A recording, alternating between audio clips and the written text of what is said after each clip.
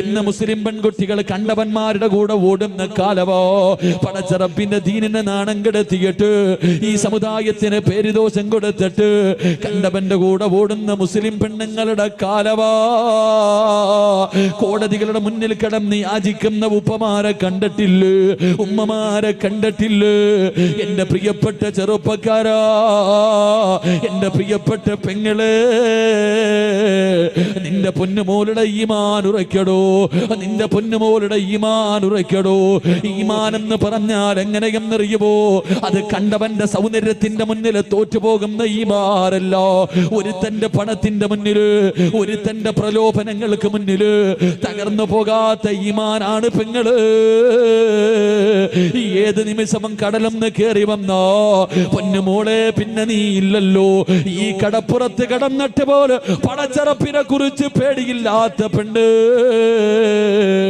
മോളെ, ഒരു രാത്രിയെങ്കിലും നിനക്കൊന്ന് സമാധാനത്തോടെ ഉറങ്ങാൻ കഴിയുമോ? പടച്ചവരെ, പണ്ടൊക്കെ തിര മുമ്പോട്ട് കയറി വന്നാ പേടിച്ചാമാരായിരുന്നല്ലോ. പണ്ട് തിര മുന്നിൽ കടൽ ഇങ്ങോട്ട് കയറി വന്നാൽ മാത്രമേ ഭയപ്പാടുണ്ടായിരുന്നുള്ളൂ. ഇന്നിറങ്ങിയാലും പേടിയാ, ഇന്നിറങ്ങിയാലും പേടിയാ. പടച്ചവരെ, കടലിൽ മീൻ പിടിക്കാൻ പോയ നൂറുകണക്കിന് പേരുടെ മയ്യത്ത് ഇതുവരെ കിട്ടിയിട്ട് പോലുമില്ല. അങ്ങനെ പടച്ചറപ്പിന്റെ അദാബ് ഇങ്ങനെ ഇറങ്ങിക്കൊണ്ടിരിക്കുമ്പോ പടച്ചറപ്പിന്റെ ദീനിനെ ചവിട്ടി തേച്ചിട്ട് കണ്ടവന്റെ കൂടെ ഒളിച്ചോടുന്ന പെണ്ണ്. പോയതൊക്കെ പോകട്ടെ ചെറുപ്പക്കാരാ, പോയതൊക്കെ പോകട്ടെ ഉമ്മോ. എന്റെ പ്രിയപ്പെട്ട പെമ്മക്കളോട് പറയുകയാ, എന്റെ പ്രിയപ്പെട്ട പെമ്മക്കളോട് പറയുകയാ, മോളെ, ഈമാനെന്ന് പറഞ്ഞാൽ എങ്ങനെയെന്നറിയുവോ? മുസ്ലിം പെണ്ണെന്ന് പറഞ്ഞാൽ എങ്ങനത്തെവളെന്നറിയുവോ? മഹാനായ അസ്റഫുൽ ഖൽഖ് നബി മുഹമ്മദ് മുസ്തഫ സല്ലല്ലാഹു അലൈഹി വസല്ലമ തങ്ങള് ഉസ്മാൻ ഇബ്നു അഫ്ഫാൻ റളിയല്ലാഹു തആല അൻഹു രണ്ടുപേരും കൂടെ മരുഭൂമിയിലൂടെ നടന്നു പോകുമ്പോ ഒരു പെണ്ണിനെയും തന്റെ ഭർത്താവിനെയും ശരീരത്തിലെ വസ്ത്രങ്ങൾ മുഴുവനും അടിച്ചു മാറ്റിയിട്ട് പട്ടിയെ തല്ലുന്നത് പോലെ ഖുറൈശികളിട്ട് തല്ലിച്ചതയ്ക്കുകയോ. തന്റെ പൊന്നാര മകൻ മുമ്പിൽ നിൽപ്പുണ്ട്. ശരീരത്തിലെ വസ്ത്രങ്ങൾ മുഴുവൻ അടിച്ചു മാറ്റി പഴുത്ത് കിടക്കുന്ന മലരാരുണ്യത്തിലിട്ട് തല്ലിച്ചതയ്ക്കുകയാണ്. ചെയ്ത തെറ്റെന്തെന്നറിയുവോ? അവർ അല്ലാഹുവിന്റെ ദീനിലേക്ക് കടന്നു വന്നത് കൊണ്ടോ. സുമയ്യ ബീബി റളിയല്ലാഹു തആല അൻഹ തന്റെ പ്രിയപ്പെട്ട ഭർത്താവ് അമ്മാർ യാസിർ പടച്ചവരെ ഈ കുടുംബത്തെ മുഴുവനും തല്ലിച്ചതയ്ക്കുകയാണ്. എന്ത് ചെയ്തിട്ടും അവർ ഇസ്ലാമിൽ നിന്ന് മടങ്ങി വരാതെ വന്നപ്പോ എന്തേ ചെയ്തതെന്നറിയുവോ? സുമയ്യ ബീബി റളിയല്ലാഹു തആല അൻഹയുടെ കണ്ണിന് മുന്നിൽ തന്റെ പ്രിയപ്പെട്ട ഭർത്താവിന്റെ കൈകാലുകൾ കെട്ടുകയാണ്. എന്നിട്ട് തലകീടോ കത്തിക്കൊണ്ടിരിക്കുന്ന ഒരു തീക്കകത്തേക്ക് ഇറക്കി നിർത്തുകയോ. ഒരു പച്ച മനുഷ്യര് ആടിക്കത്തുന്ന തീക്കകത്തിങ്ങനെ അതാ തലകീഴായി കെട്ടി നിർത്തിയിരിക്കുകയാണ്. പടച്ചവരെ, അവിടെ നിന്ന് പച്ച ഇറച്ചി കത്തുകയാ. മുഖത്തുകൂടെ തലയിലെ മുടിയിലൂടെ പടച്ചവരെ തീ ഇങ്ങനെ പതാ ശരീരം മുഴുവനും ഇങ്ങനെ പടരുകയാണ്. മരണപ്രാളത്തിൽ കിടന്ന് കരയുകയോ. സുമയ്യ ബീബി റളിയല്ലാഹു തആല അൻഹ തന്റെ പ്രിയപ്പെട്ട ഭർത്താവ് റബ്ബേ തീക്കകത്ത് കിടന്ന് മരണപ്രാളത്തിൽ കരയുമ്പോ സഹിക്കാൻ കഴിയാതെ ഓടി വന്നിട്ട് തന്റെ പ്രിയപ്പെട്ട ഭർത്താവിനെ തീയിൽ നിന്ന് വെളിയിലേക്ക് തെള്ളിയിടുകയോ. മണ്ണിൽ കിടന്ന് ഉരുളുകയാണ്. ശരീരത്തിലെ തീ മുഴുവനും അണഞ്ഞു. പടച്ച റബ്ബേ, ഈ എല്ലുകൾ വെളിയിൽ കാടുകയോ, ഈ എല്ലുകൾ വെളിയിൽ കാടുകയോ. മരണത്തോട് മല്ലടിച്ചു കൊണ്ടിരിക്കുമ്പോ അള്ളാന്റെ റസൂല് കിടന്ന് വരികയാണ്. ആ സമയത്ത് ഈ ചെറുപ്പക്കാരൻ അവിടെ നിന്ന് ചോദിച്ചു, യാ റസൂലല്ലാ, അള്ളാന്റെ നബിയേ, ജീവിതത്തിന്റെ അവസാനം വരെ ഇങ്ങനെയാണോ നബിയേ? അള്ളാഹുവിന്റെ പ്രവാചകൻ അവിടെ നിന്ന് പറഞ്ഞു, സുമയ്യ, നീയും നിന്റെ കുടുംബവും സ്വർഗത്തിലാ സുബയ്യ. തോറ്റുകൊടുക്കല്ലേ സുബയ്യ. അള്ളാന്റെ ദീനിനെ വലിച്ചെറിയല്ലേ. പ്രവാചകന് സ്വർഗത്തിലാണെന്ന് പറയേണ്ട താമസമുണ്ടല്ലോ. സുമയ്യ ബീബി റളിയല്ലാഹു തആല മരണത്തോട് മല്ലടിച്ചു കൊണ്ടിരിക്കുന്ന പ്രിയപ്പെട്ട ഭർത്താവിനോട് അവിടുന്ന് വിളിച്ച് പറഞ്ഞതെന്തെന്നറിയോ? ഇവന്മാര് നമ്മളെ കൊന്നാൽ, ഇവരെന്തൊക്കെ ദ്രോഹം ചെയ്താൽ പടച്ചറപ്പിന്റെ ദീനിനെ വലിച്ചെറിയല്ലേ? നമ്മളൊക്കെ മുസ്ലിമീകളോ, നമ്മള് സ്വർഗത്തിലോ? അല്ലാഹു വഹദ്, അല്ലാഹു വഹദ്, അല്ലാഹു വഹദ്. മരണത്തോട് മല്ലടിക്കുന്ന പ്രിയപ്പെട്ട ഭർത്താവിനെ വിളിച്ച് പറഞ്ഞു കൊടുക്കുമ്പോ ധൈര്യം ഇങ്ങനെ കൊടുക്കുന്നത് കണ്ടപ്പോ അബൂജഹലിന് സഹിക്കാൻ കഴിഞ്ഞില്ലോ. ഒരു പഠിപ്പിച്ച കമ്പിയെടുത്തിട്ട് സുമയ്യ ബീവിയുടെ നട്ടെല്ലിന്റെ ഭാഗത്തുകൂടെ അവിടെ നിന്ന് കുത്തിയിറക്കുകയാണ്. വയറ് തുളച്ചിട്ട് കമ്പി വെളിയിൽ വന്നു. അബൂജഹൽ സുമയ്യാനെ ചവിട്ടി തറയിലേക്ക് ഇടുകയാണ്. അല്ലാഹുവേ, മരണത്തോട് മല്ലടിക്കുമ്പോഴും സുമയ്യ വിളിച്ചു പറഞ്ഞു അല്ലാഹു വഹദ്. ആ കിടപ്പിലും കിടന്ന് പറഞ്ഞു അല്ലാഹു വഹദ്. അബൂജഹല് കഴുത്തിലെ കേട്ട് അതാ തന്റെ കാലെടുത്ത് ചവിട്ടുകയാണ്. സുമയ്യ ബീവിയുടെ തല മണ്ണിനകത്തേക്ക് ചവിട്ടി താഴ്ത്തുകയോ. അപ്പഴും വിളിച്ചു പറഞ്ഞു അല്ലാഹു വഹദ്, അല്ലാഹു വഹദ്. അബൂജഹലിനെ സഹിച്ചില്ല. പിടിച്ചു മലർത്തി കിടത്തിയിട്ട് ഒരു പഠിപ്പിച്ച കമ്പിയെടുത്തിട്ട് സുമയ്യ ബീവിയുടെ ഗുഹ്യഭാഗത്തേക്ക് കുത്തിയിറക്കുകയാ.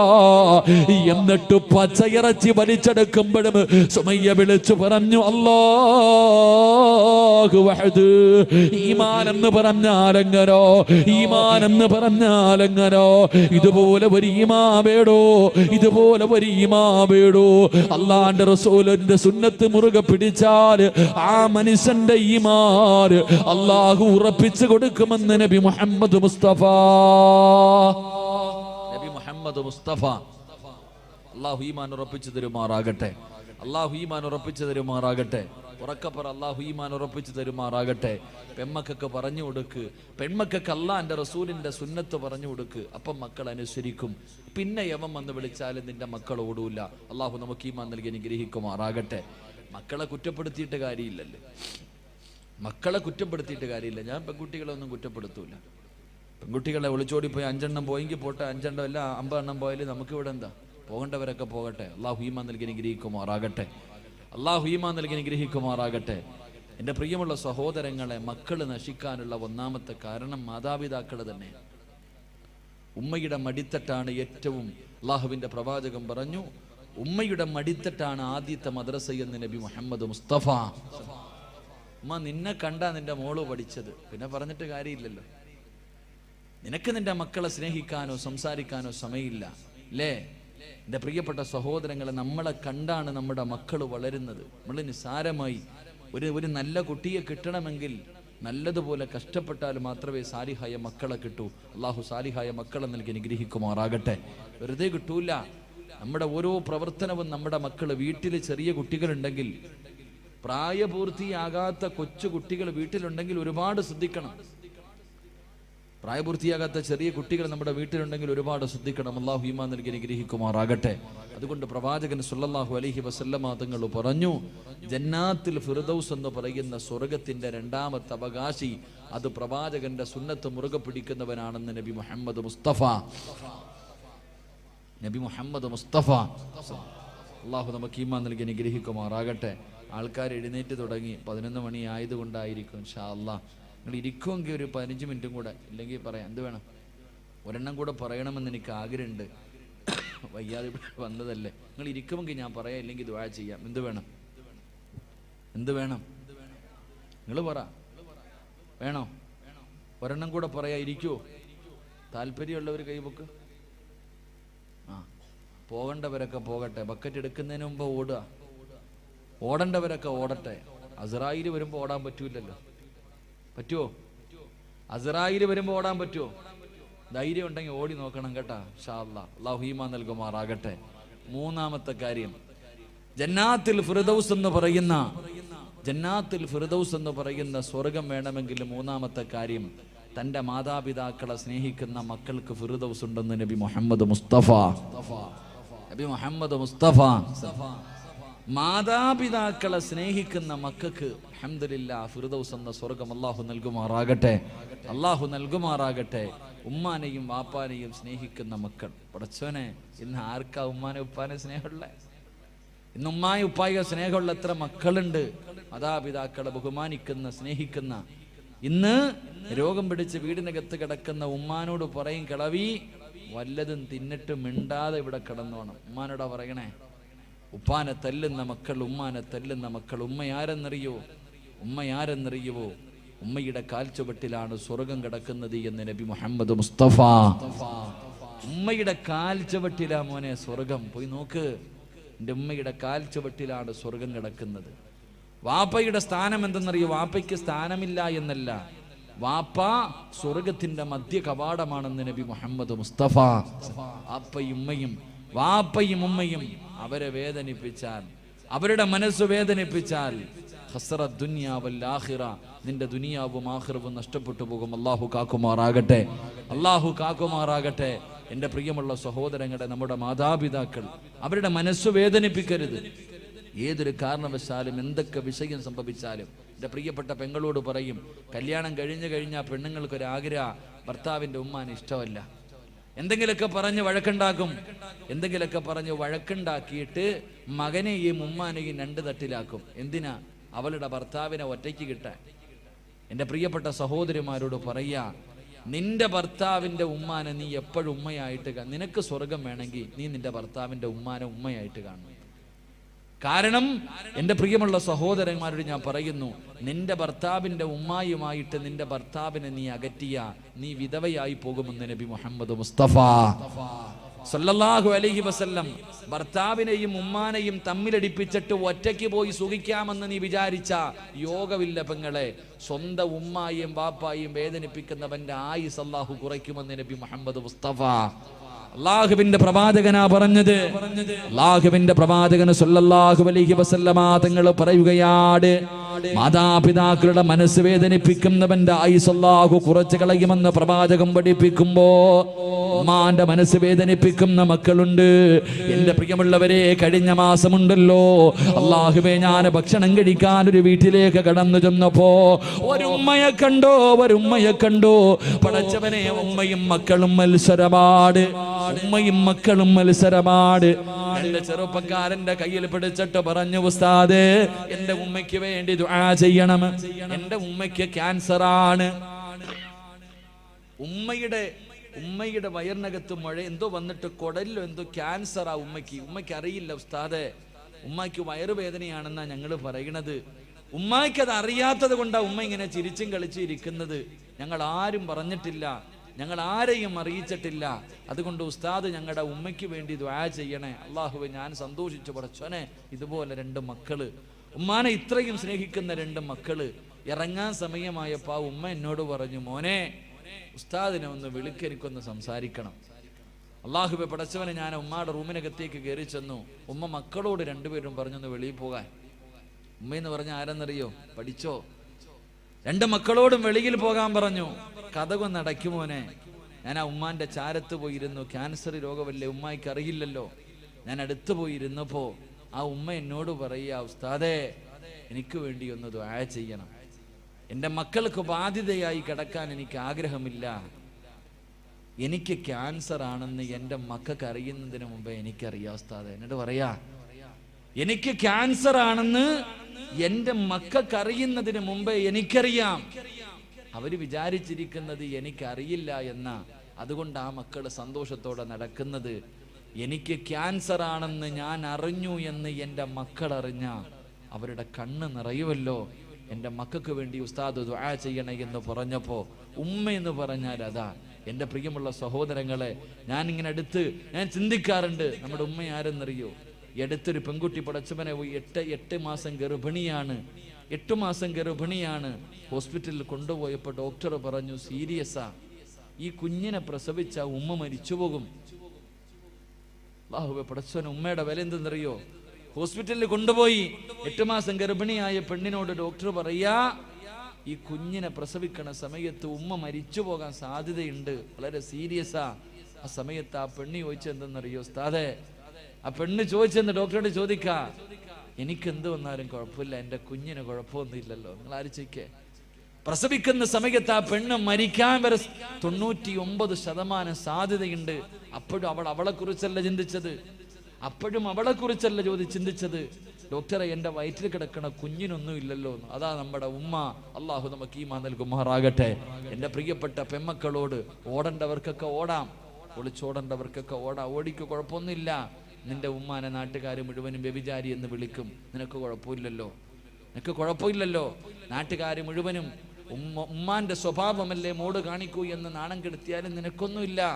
പ്രശ്നം 2-3 ഒരാഴ്ച മുമ്പാണെന്ന് തോന്നുന്നു, ഒരാഴ്ച മുമ്പ് പള്ളികളിലൊക്കെ പോയി പിരിവെടുത്തൊരു വാപ്പ. പള്ളിയിലെല്ലാ വെള്ളിയാഴ്ച പള്ളിയിൽ പോയി പിരിവെടുക്കും തൻ്റെ മോളെ കെട്ടിക്കാൻ. അള്ളാഹു പടച്ചോനെ 5-6 പവൻ സ്വർണം ആ പാവ ഉപ്പ പിരിച്ചു. ഞായറാഴ്ച കല്യാണം, വെള്ളിയാഴ്ച വൈകിട്ട് പള്ളിയിൽ നിന്ന് പിരിവായിട്ട് വാപ്പ വന്നപ്പോൾ പടച്ചോനെ ആ പെൺകുട്ടി ഒരുത്തൻ്റെ കൂടെ ഒളിച്ചോടിപ്പോയി. അള്ളാഹു ആ വാപ്പ വീണതാ ഇതുവരെ എഴുന്നേറ്റിട്ടില്ല.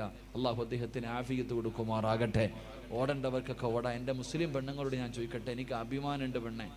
എൻ്റെ ചെറുപ്പക്കാരികളായ പെൺകുട്ടികളോട് പറയടി, എൻ്റെ പെങ്ങളോട് ഞാൻ പറയാ, പൊന്നുമോളെ, ഈ നാട്ടിൽ ഈ കൂട്ടത്തിലൊരു പെണ്ണിരിപ്പുണ്ട്. ഞാൻ പറയാ, സഹാബി വനിതയുടെ ചരിത്രമൊന്നും ഞാൻ പറയില്ല. നിങ്ങളുടെ കൂട്ടത്തിലൊരു പെൺകുട്ടി ഇരിപ്പുണ്ട്, 34 വയസ്സുണ്ട് ആ പെണ്ണിനെട്ടാ. എടി, അവളാണ് നല്ല ഉപ്പായ്ക്കും ഉമ്മായ്ക്കും പറഞ്ഞവള്. ഞാൻ പറഞ്ഞു തരും, നിങ്ങൾക്ക് ഇഷ്ടപ്പെട്ടില്ലെങ്കിൽ ഞാൻ പറയും. 34 വയസ്സുള്ളൊരു പെൺകുട്ടി ഈ സദസ്സിനകത്തിരിപ്പുണ്ട്. അവളെ പോലെ നമ്മുടെ മക്കളെ അള്ളാഹു ആക്കി തരാൻ വേണ്ടി ദുആ ചെയ്യും. ഞാൻ ദുആ ചെയ്യും. കാരണം ആ 34 വയസ്സുള്ള പെൺകുട്ടി എന്നോട് കരഞ്ഞ് വിളിച്ചിട്ട് പറഞ്ഞു, ഉസ്താദേ, എനിക്ക് വേണ്ടി ദുആ ചെയ്യണം. എൻ്റെ കല്യാണം ഇതുവരെ നടന്നിട്ടില്ല. എൻ്റെ വാപ്പ മരണപ്പെട്ടു പോയി ഉസ്താദെ. 34 കൊല്ലമായി. ഇന്ന് ഞാൻ അള്ളാനെ പേടിച്ചാ ജീവിക്കണത്, അള്ളാനെ പേടിച്ചാ ഞാൻ ജീവിക്കുന്നത്. പടച്ചോനെ, എനിക്കൊരു നല്ല ജീവിതം കിട്ടാൻ ഒരു സ്വന്തം സഹോദരനെ പോലെ എനിക്ക് വേണ്ടി ദുആ ചെയ്യണേ എന്ന് പറഞ്ഞൊരു പെണ്ണി സദസ്സിലിരിക്കുന്നുണ്ട്. അള്ളാഹുവേ, അവളാ മോളെ പെണ്ണ്. 34 കൊല്ലമായിട്ടും അവൾക്കും വിചാരമുണ്ടായിട്ടും അള്ളാഹുവിനെ പേടിച്ച് കഴിയുന്നവൾ. എന്നെങ്കിലും ഒരിക്കൽ അള്ളാഹു നല്ല ഒരു ജീവിതം തരുമെന്ന പ്രതീക്ഷയോടെ ഈ സദസ്സിൽ ആ പൊന്നുമോളിരിപ്പുണ്ട്. അള്ളാഹുവേ, ആ മകൾക്ക് നീ നല്ലൊരു ജീവിതം കൊടുക്കണേ പടച്ചവനെ. അള്ളാഹുവേ, നീ നല്ലൊരു ജീവിതം കൊടുക്കണേ പടച്ചവനെ. മുസ്ലിം പെണ്ണെന്ന് പറഞ്ഞാൽ അങ്ങനെ, അല്ലാതെ തിന്നിട്ട് നിനക്ക് കൊഴുപ്പ് കൂടുമ്പോ, തിന്നിട്ട് എല്ലിനകത്ത് കൊഴുപ്പ് കൂറുമ്പോ പടച്ചവനെ, പടച്ച റബ്ബിന്റെ ദീനിനെ ചവിട്ടി തേച്ചിട്ട് സ്വന്തം ഉപ്പാനെ ഉമ്മാനെയും സമൂഹത്തിന്റെ മുന്നിൽ നാണം കെടുത്തിയിട്ട് പോയാ നിന്നെ അള്ളാഹു വെറുതെ വിടത്തില്ല. അള്ളാഹു നമുക്ക് ഈമാൻ നൽകി അനുഗ്രഹിക്കുമാറാകട്ടെ. എൻ്റെ പ്രിയമുള്ളവരെ, ചരിത്രം സാക്ഷിയാണ്. ഉസ്താദന്മാര് പറയും, ഇങ്ങനെയൊക്കെ പോകുന്നവള് പുഴുത്തു ചാകുമെന്ന് പറയുമ്പോ ഇവരാരടാ പറയാൻ അവകാശം? ഇവർക്ക് പറയാൻ എന്ത് അവകാശം? എൻ്റെ പ്രിയപ്പെട്ട പെങ്ങളെ, ചരിത്രം സാക്ഷിയാ. ഉമ്മയുടെ മനസ്സ് വേദനിപ്പിച്ചാൽ എന്റെ പ്രിയമുള്ള സഹോദരിമാരോട്, ലാഹുവേ, ഈ സദസ്സിലിരിക്കുന്ന ഏതെങ്കിലും ഒരു പെൺകുട്ടി, ലാഹുവേ, ഉപ്പയും ഉമ്മയുടെയും മനസ്സ് വേദനിപ്പിക്കുന്ന ഏതെങ്കിലും ഒരു പൊന്നുമോളോ മോനോ ഈ സദസ്സിലുണ്ടെങ്കിൽ ഈ ദുനിയാവിൽ വെച്ച് നിനക്ക് കിട്ടും പെണ്ണ്. ഈ ദുനിയാവിൽ വെച്ച് തന്നെ അല്ലാഹു നിനക്ക് ശിക്ഷ തരും പെണ്ണ്. എന്റെ പ്രിയമുള്ള സഹോദരാ, ഫദൽ എന്ന് പറയുന്ന ഒരു ചെറുപ്പക്കാരന്റെ ചരിത്രം കാണാ. ഫദൽ എന്ന് പറയുന്ന ഒരു ചെറുപ്പക്കാരനുണ്ട്. അല്ലാഹുവേ, പടച്ചവനെ, ഉമ്മ മാത്രമേ ഉള്ളൂ. ഫദൽ എന്ന് പറയുന്ന ചെറുപ്പക്കാരൻ ഒരു ദിവസം കൂട്ടുകാർ മുഴുവനും പറഞ്ഞു, ഫദലേ, ഞങ്ങളെല്ലാവരും മക്കയിൽ പോകുകയാ, ഞങ്ങളെല്ലാവരും കഅബ കാണാ പോവുകയാ. ഫദലേ, നീ കൂടെ ഞങ്ങളുടെ കൂടെ വരുന്നു? ഫദൽ എന്ന് പറയുന്ന ചെറുപ്പക്കാരൻ പറഞ്ഞു, ഞാൻ എൻ്റെ ഉമ്മയോട് ചോദിക്കട്ടെ. ഫദൽ എന്ന് പറയുന്ന ചെറുപ്പക്കാരൻ വീട്ടിൽ ചെന്നിട്ട് തന്റെ ഉമ്മയോട് ചോദിച്ചു, ഉമ്മ, അല്ലാഹുവിന്റെ കഅബ കാണണമെന്ന് വല്ലാത്ത ആഗ്രഹമോ, എന്റെ കൂട്ടുകാർ മുഴുവനും കഅബ കാണാ പോവുകയാണ്, ഞാനും കൂടെ പോകട്ടെ ഉമ്മ, ഞാനും കൂടെ പോകട്ടെ ഉമ്മ. ഉമ്മ പറഞ്ഞു, മോനെ ഫദിലേ, നീ പോയാൽ എനിക്ക് ആരാണടാ ഉള്ളത്? എനിക്ക് ഭക്ഷണം തരാ, എന്റെ കാര്യങ്ങളെ നോക്കാൻ ആരുമില്ലല്ലോ.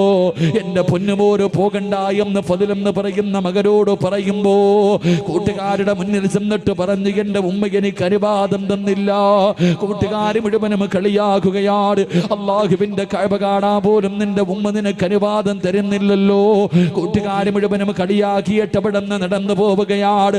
ഫദ്ലെന്ന് പറയുന്ന ചെറുപ്പക്കാരൻ തന്റെ വീട്ടിലേക്ക് കടന്നു വന്നു. പിന്നെയും ഉമ്മയോട് ചോദിച്ചു, ഉമ്മ അള്ളാഹുവിന്റെ കഅബ കാണാ പോകട്ടെ? ഉമ്മ പറഞ്ഞു, വേണ്ട മോര്. ഉമ്മ പറഞ്ഞു, വേണ്ട മോര്.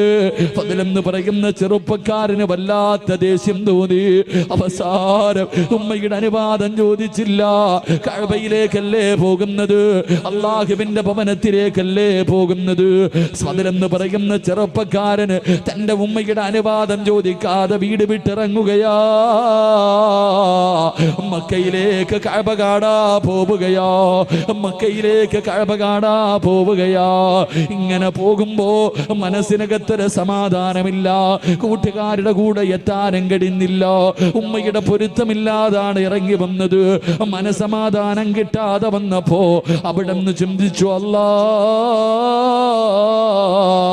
ഒന്ന് രണ്ടരക്കത്ത് നിസ്കരിക്കാമല്ലോ പടച്ചവര്. നിസ്കരിച്ചാ മനസമാധാനം കിട്ടുമല്ലോ. ഫദ്ലെന്ന് പറയുന്ന ചെറുപ്പക്കാരന് ഒളിവെടുത്തിട്ട് പള്ളിക്കകത്ത് കയറിയിട്ട് രണ്ടരക്കത്ത് നിസ്കരിക്കുകയോ. നിസ്കാരം കഴിഞ്ഞിട്ട് വെളിയിലേക്ക് ഇറങ്ങുമ്പോ നാട്ടുകാർ മുഴുവനും പള്ളിയിലേക്ക് ഓടി വരികയാണ്. കാരണം എന്തെന്നറിയുമോ? ആ നാട്ടിൽ വലിയ ഒരു മോഷണം നടന്നു. കള്ളനോടിയത് പള്ളിയുടെ ഭാഗത്തേക്കാട്. ഫദ്ലെന്ന് പറയുന്ന ചെറുപ്പക്കാരനാണ് കള്ളനെന്ന് കരുതിയിട്ട് നാട്ടുകാര് മുഴുവനും തല്ലുകയോ, കൈകാല് കെട്ടുകയാണ്. എന്നിട്ട് എന്തേ ചെയ്തതെന്നറിയുമോ? ഇവന് ഒരിക്കലും മോഷ്ടിക്കാൻ പാടില്ല. ഇനി ഒരിക്കലും ഇവന് മോഷ്ടിക്കാൻ പാടില്ല. രണ്ട് കൈയും വെട്ടിമുറിക്കുകയാ, രണ്ട് കാലും വെട്ടിമുറിക്കുകയാ, രണ്ട് കണ്ണും ചൂടുന്നെടുക്കുകയാ. ഇവന് ഒരിക്കലും ഇനി മോഷണം നടത്താൻ പാടില്ല. അവന്റെ കണ്ണ് ചൂടുന്നെടുത്തു, കൈകാലുകളെ വെട്ടിമുറിച്ചു. എന്നിട്ടൊരു കമ്പിന്റെ മുകളിൽ കെട്ടിയിട്ട് ഇങ്ങനെ കൊണ്ടുപോകുമ്പോ ജനങ്ങൾ വിളിച്ചു, കള്ളാ.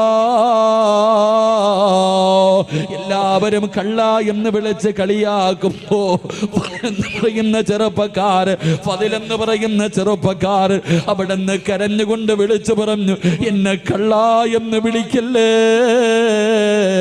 എന്നെ കള്ള എന്ന് വിളിക്കല്ലേ. ഞാൻ കള്ളരല്ല. എന്റെ ഉമ്മയുടെ മനസ്സ് വേദനിപ്പിച്ചത് അല്ലാഹു എനിക്ക് തന്ന ശിക്ഷയാ. എന്റെ ഉമ്മയുടെ മനസ്സ് വേദനിപ്പിച്ചതൊരു പടച്ചറപ്പ് എനിക്ക് തന്ന ശിക്ഷയാ.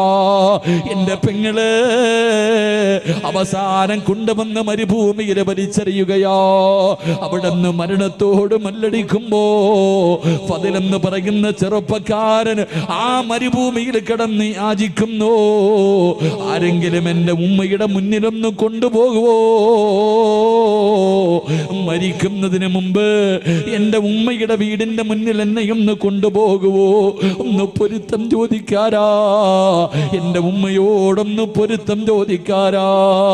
മരണത്തിന്റെ വേളയിൽ പടച്ചവരെ വഴിയിൽ കിടന്ന് യാചിക്കുന്നത് കണ്ടപ്പോ ഏതോ യാത്രക്കാര് പറഞ്ഞ അടയാളം വെച്ചൊരു വീടിന്റെ മുന്നിൽ കൊണ്ടുവന്ന് വെക്കുകയാണ്. വീടിന്റെ മുന്നിൽ കൊണ്ടുവച്ചു. പടച്ചറപ്പേ, വാതിൽ തുറന്നിട്ടൊരു ഉമ്മ ഇറങ്ങി വരികയാണ്. ആ യാത്രക്കാര് ചോദിച്ചു, ഉമ്മ, ഈ കിടക്കുന്ന ചെറുപ്പക്കാരനെ അറിയുമോ ഉമ്മ? ഈ ചെറുപ്പക്കാരനെ അറിയുമോ ഉമ്മ? ആ ഉമ്മ നോക്കുമ്പോ കൈയില്ലാതെ, കണ്ണില്ലാതെ, കാലില്ലാതെ രക്തത്തിൽ കുളിച്ച് കിടക്കുന്ന ഒരു ചെറുപ്പക്കാരൻ. ആരാണെന്നറിയുന്നില്ല. ആ ഉമ്മ പറഞ്ഞു, മക്കളെ, ഇതാരാണെന്ന് എനിക്കറിയില്ല എന്ന് പറയുമ്പോ തന്റെ പ്രിയപ്പെട്ട ഉമ്മയുടെ ശബ്ദം കേൾക്കുമ്പോ ഫദ്ല് വിളിക്കുന്ന, ഉമ്മ, ഞാനാണുമ്മ. ഉമ്മയുടെ മനസ്സ് വേദനിപ്പിച്ചിട്ട് മക്കയിലേക്ക് പോയ ഫളിലാ ഉമ്മോ, എനിക്കല്ലാഹു ഈ ദുനിയാവിൽ വെച്ച് തന്നെ ശിക്ഷ തന്നു എന്ന് പറയുമ്പോ എന്റെ പ്രിയപ്പെട്ട പെങ്ങള്, ഉമ്മയുടെ മനസ്സ് വേദനിപ്പിച്ചിട്ട് ഒളിച്ചോടിയവടല്ല, കണ്ടവന്റെ കൂടെ പോയവടല്ല, സിനിമയ്ക്ക് പോയവടല്ല, കറങ്ങാൻ പോയവടല്ല, കളിക്കാൻ പോയവളല്ല, അല്ലാഹുവിന്റെ വിശുദ്ധമായ കഅബ കാണാൻ പോയ ഒരു മകന് അല്ലാഹു ദുനിയാവിൽ വെച്ച് തന്നെ ഇങ്ങനെ ഒരു ശിക്ഷ കൊടുത്തു എന്ന് പ്രവാചകം പഠിപ്പിക്കുമ്പോ ഇനി പറപെങ്ങള് രക്ഷപ്പെടുവോ മോളെ, രക്ഷപ്പെടുവോ മോളെ?